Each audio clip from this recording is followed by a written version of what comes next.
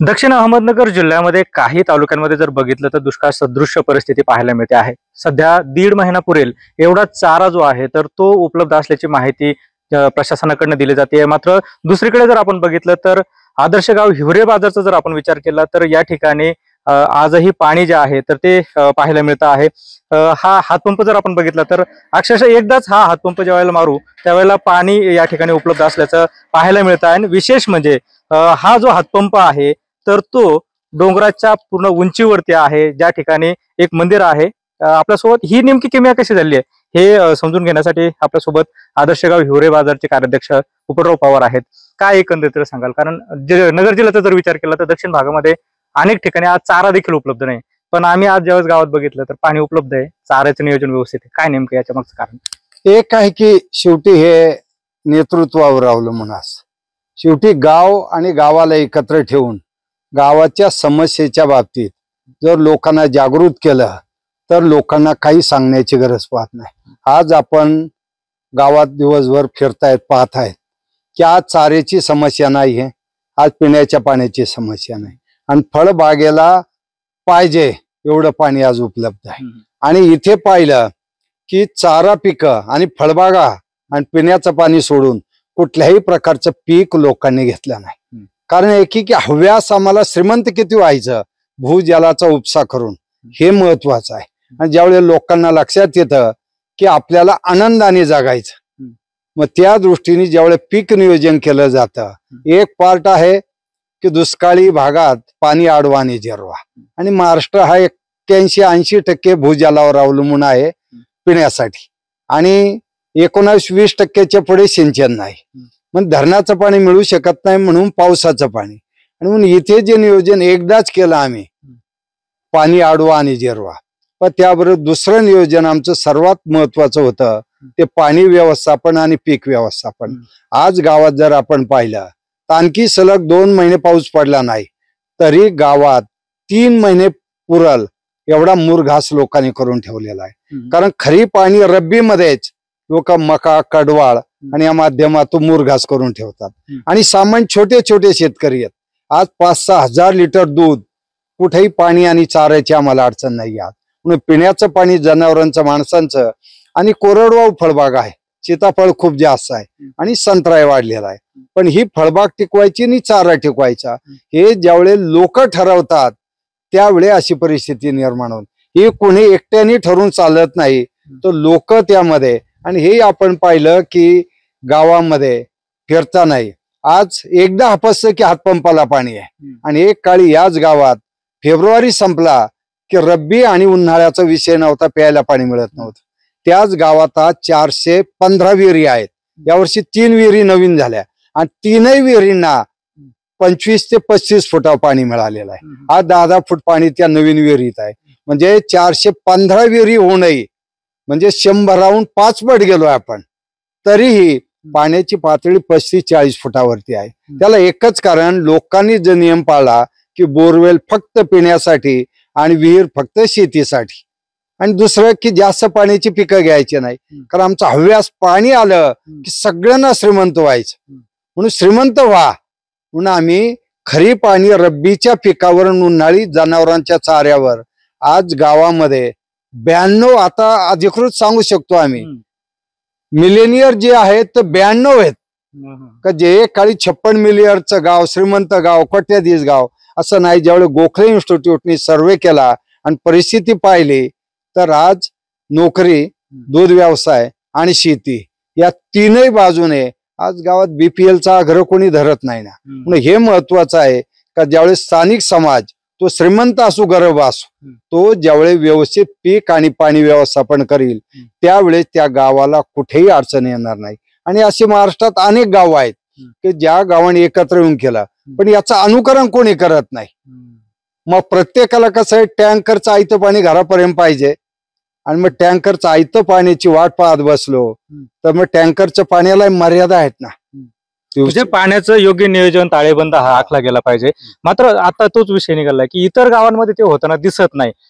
जर आपण बघितलं तर भूजल विधेयक जे आहे तर ते देखील पारित झालं, मात्र त्याचा कुठेतरी वापर होताना किंवा त्याचं अंमलबजावणी होताना दिसत नाही। काय वाटतं? नाही, काय की 93चाच भूजल नियमन कायदा आहे, की पिण्याच्या पाण्याच्या स्रोतापासून 500 मीटरवर कोणालाही नवीन विहीर किंवा कूपनलिका घेता येत नाही. कायदा आहे पण अंमलबजावणी कुठे आहे? आणि तेच आता 2009ला भूजल नियमन विधेयक आलं, पारित झालं. कायदा अति सुंदर आहे पण अंमलबजावणी नाही. आमची समस्या पैसा आणि कायदा नाहीये, आमची समस्या मानसिकतेत दडलेली आहे. कायदे चांगलेच आहेत, निधी उपलब्ध आहे, पण त्याचा योग्य विनियोग लाभार्थींना विश्वासात घेऊन करण्याची जी प्रक्रिया आहे तिथे आम्ही कमी पडतो. आणि मग गावकरी काम करणारे एका बाजूला आणि ग्रामस्थ वेगळ्या बाजूला असं चित्र आपल्याला दिसत. अनेक योजना चालू आहेत. जलयुक्त शिवार आहे, आदर्श गाव योजना आहे, अटल भूजल मिशन आहे, आमिरजी पाणी फाउंडेशनचंही काम करतायत. एवढं सगळं होऊ नये, टंचाई मात्र कमी होताना दिसत नाही. आणि काय की जोपर्यंत पाणी आणि पीक व्यवस्थापनावर सर्व पक्षीय कॉमन अजेंडा तयार होत नाही तोपर्यंत आपण या विधेयकाची अंमलबजावणी करू शकणार नाही. म्हणजे राज्यकर्त्यांचे कुठंतरी याच्यात कमतरता दिसते. निश्चित आहे, राज्यकर्त्यांनी पुढाकार. मग गाडगे बाबा ग्राम स्वच्छता अभियान पाहना, की तत्कालीन मुख्यमंत्री स्वर्गीय विलासराव देशमुख साहेब असेल, आदरणीय शरद पवार साहेब असेल, यांनी पाठबळ दिलं आणि RR आबांनी गाडगे बाबा अभियानाची मोठी चळवळ निर्माण केली. तेच पुढे जाऊन देवेंद्रजी फडणवीस साहेबांनी जलयुक्त शिवारच्या माध्यमातून खूप चांगल्या प्रकारे शिवाराची बांधबंदिस्ती केली. पुढे जलयुक्त शिवार ओढ्यापर्यंत गेलं. ओढे उकरणे आणि खोलीकरण त्याला मर्यादा आहे, कारण आपण वाळू आणि मुरुम, पक्का मुरुम हे आपल्या भूस्तराचे फिल्टर आहेत. आणि महाराष्ट्राला एक शाप आहे की जमिनी खालची हायड्रोलॉजी जिओलॉजी आहे हा बेसॉल्ट आहे. बेसॉल्ट मध्ये पाणी धारण क्षमता खूप कमी आहे. मग आपण जलसंधारणाचे किती स्ट्रक्चर केले पण जमिनी खाली पाणी धारण करण्याची क्षमता कमी आहे. आणि त्यात बोरवेलची संख्या आणि बोरवेलची खोली वाढत चालल्यामुळं सगळं भूपृष्ठावरचं पाणी, वरच्या स्तरातलं पाणी हे 200, 300, 400, 500 फूट जमिनीखाली चाललेलं आहे. आणि या स्पर्धेला आपण कुणी थांबवू शकत नाही. आणि न थांबवलं तर त्याचे दुष्परिणाम उन्हाळ्यात टंचाई, भविष्य काळामध्ये रब्बीमध्ये ही पाण्याची आणि चाऱ्याची समस्या निर्माण झालेली भविष्य काळात दिसल जर वेळेत आपण याला थांबवलं नाही तर. कारण शेवटी उन्हाळा संपल आणि आता रब्बीमध्ये समस्या सुरू होणार आहे. म्हणजे कूपनलिकेचे जे वाढतं प्रमाण आहे त्याच्यावरती कुठेतरी शासन नियंत्रण आणणं गरजेचं आहे. खूप गरजेचं आहे. तेच कारण भूजलाला आपल्याला पुनर्भरणाला मर्यादा आहे. इव्हन नदीमध्ये पूर्वी वाळू होती तर गावं पाणीदार होती, वाळू गेली, आता मुरुम सुद्धा सगळा काढून टाकला. आणि अनेक ठिकाणी एक समस्या आलेली आहे की वाहून जे पाणी आणि पाण्याबरोबर माती येते ते वरचे खडकाचे फिल्टर काढून टाकल्यामुळं तो गाळ सगळा त्या भूस्तरात जाऊन बसला आणि पाण्याची आता दुर्गंधी यायला लागले. म्हणजे पाण्याचं पुनर्भरणाची प्रक्रिया या ओढ्या उकरण्याला टेक्निकली आपण दुर्लक्ष केल्यामुळं ही मोठी समस्या भविष्य काळात येणार आहे. कारण ओढ्याच्या कडेनं ज्यांची शेती आहे त्यांना पाणी मिळाल, पण जे शिवारात बाजूला बसलेले आहेत मग त्यांसाठी फक्त मृत संधारण आहे. म्हणून मृत संधारण हे शिवाराची बांधबंदिस्ती करतं आणि मृत संधारणामध्ये 100% पाण्याचं पुनर्भरण होतं. तसं जलसंधारणामध्ये जर ओढ्यामध्ये वाळू असेल, मुरमाचे लेअर असतील तरच ते पाणी धरून ठेवतात. आणि आता पाणी दिसतंय व्हॉट्सअपवर पण त्या पाणी बाष्पीभवन जास्त होत आहे. कारण आज धरणाचं बाष्पीभवन आपण कमी करू शकलो नाही. आणि आता प्लास्टिकचं नवीन जो कन्सेप्ट आलेला आहे, प्लास्टिक मुळे सगळं भूगर्भातलं पाणी आपण भूस्तरावर आणून टाकायला लागलो भूपृष्ठावर. आणि प्लास्टिक मध्ये 50-60% पुढे बाष्पीभवन होत आहे. आणि म्हणून मान्सून आणि परतीचा मान्सून याचा मेळ घालून आपल्याला कोकण, विदर्भ, मराठवाडा आणि दुष्काळी पश्चिम महाराष्ट्र याचं पाण्याचं व्यवस्थापन करणं खूप गरजेचं आहे. अन्यथा मोठं संकट आपल्या सर्वांच्या समोर उन्हाळ्याचं आहे ते रब्बीमध्ये येईल. आणि ज्यावेळी रब्बीमध्ये चारा आणि पाणी समस्या निर्माण होईल त्यावेळेचा दूध व्यवसायाचं अस्तित्व संपल अशी परिस्थिती आहे.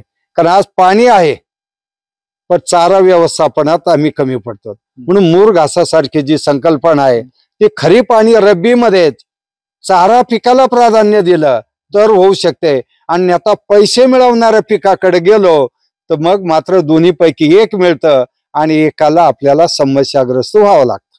एकंदरीत जर आपण बघितलं तर पाण्याचा योग्य ताळेबंद जो आहे तर तो कुठेतरी आखला पाहिजे आणि चाऱ्याचं नियोजन हे आधीच 2 महिने करण्याची गरज जी आहे तर ती पोपटराव पवार यांनी व्यक्त केलेली आहे.